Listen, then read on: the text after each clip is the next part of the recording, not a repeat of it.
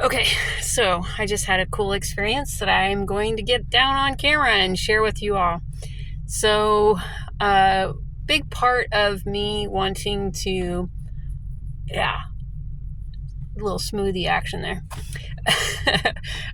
Big part of me wanting to be in on the road was to connect with people, to help people experience a greater version of themselves through sharing stories.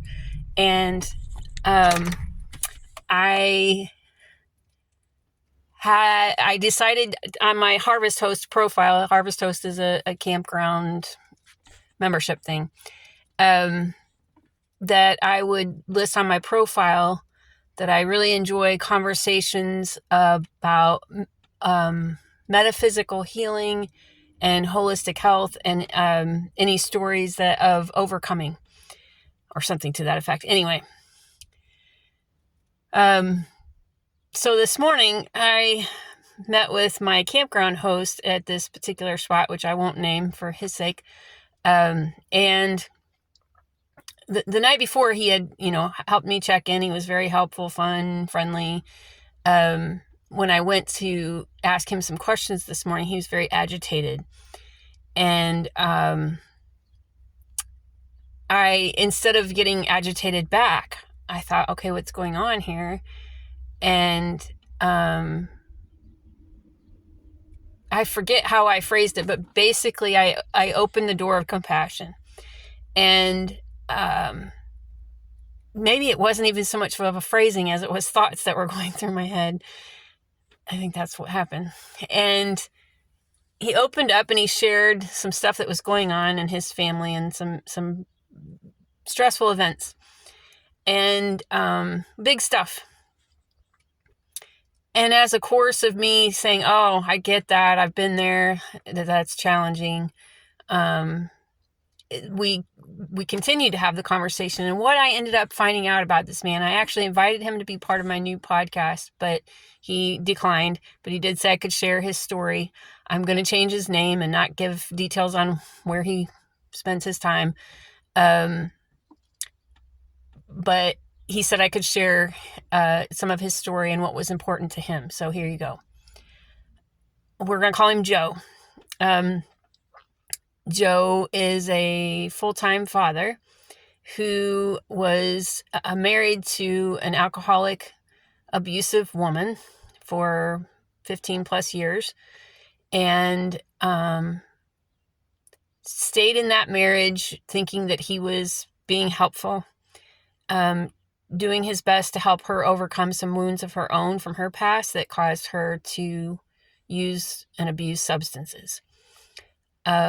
He eventually recognized, after engaging in quite a bit of counseling, that he was actually causing more damage than good by staying in the situation, because it was going to hurt his kids.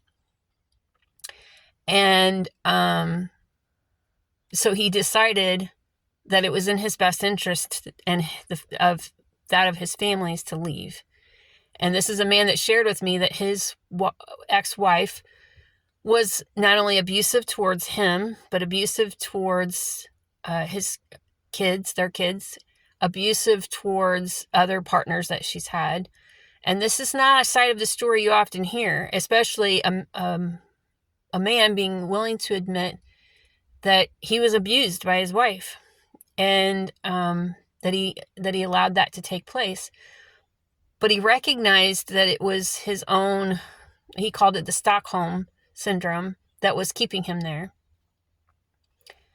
And he also shared with me that in his much younger years, he had spent time as a homeless person, living on gas station roofs, until at one point he finally recognized that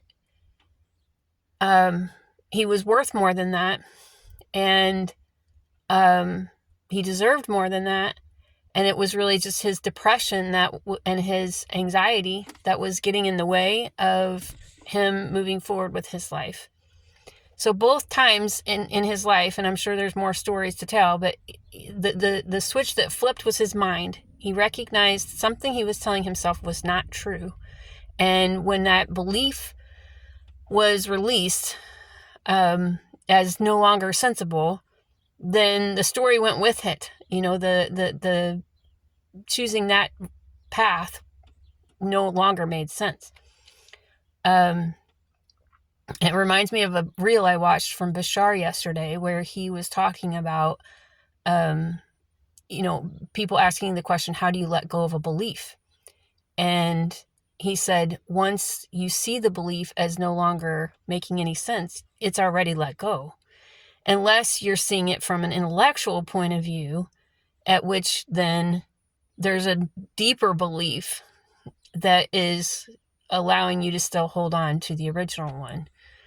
So it's always going to come back to what's the story we're telling ourselves that's keeping us in a situation that we don't prefer. And the lesson I got this morning from A Course in Miracles study group was, at least in part, what I took away was whatever we're tolerating, we're choosing. So I put myself in a position to receive these kinds of stories from people, and I opened the door by being compassionate this morning instead of returning anger for anger. And then I even got outside of my comfort zone and asked this person if he'd be willing to be on my podcast. And he said no, but he said, I understand that my story has the potential to heal others, and please share it. But if I was going to be passionate about anything, he said, it's the rights of the fathers that I wish more people would understand. That so much of the time, and this happened in his own story, this part I hadn't gotten to yet, that despite the fact that he finally realized he needed to part ways with his wife, and he started making arrangements, and they had a plan in place, after 5 months of them working on this plan together and being in agreement, she up and left one day and took the kids with her, and then called the police and accused him of all sorts of things, and eventually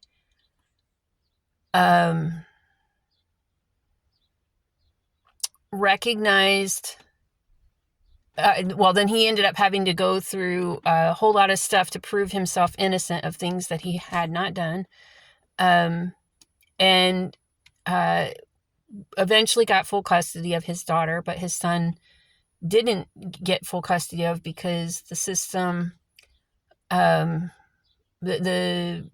mom got him enrolled in public school very quickly, and so therefore, because he was already enrolled in school, the court system said, well, we're going to leave him there, even though for every other reason it makes sense to put him with you. So moral of the story, he wanted people to understand that fathers deserve more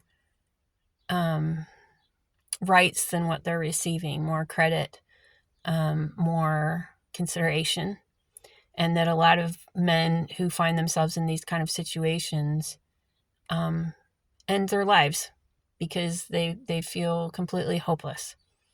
And so on his behalf, I share that wisdom, that bit of passion. And my big takeaway from the whole thing is, as always, when we shift the belief,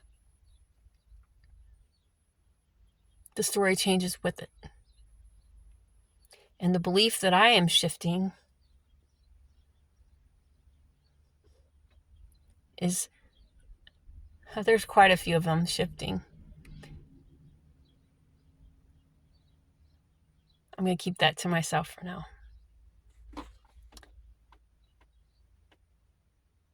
No, I'm not.